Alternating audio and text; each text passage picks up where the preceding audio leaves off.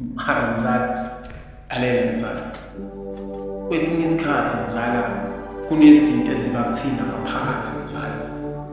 But masithi sixoxela abanye abantu mzala behamba besixoxela abanye mzala. Kanjani mzala ingakho empilweni mzala singasakwazi ukuphila singabuhlabi. Siyahlaba njalo mzala ekuseni emini ntambama siphila ngakho. Mzala okunye kuyahlekisa mzala. Yazi.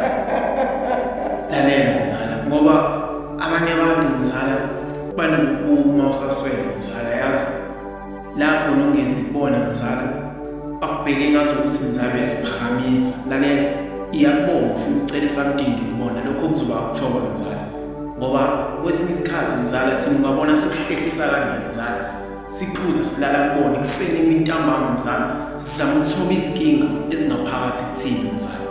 Ngiyazi mzala ukuthi akulungile but mzala nami ungangixeki mzala ngizama ukushisa lezi zinto ezingaphakathi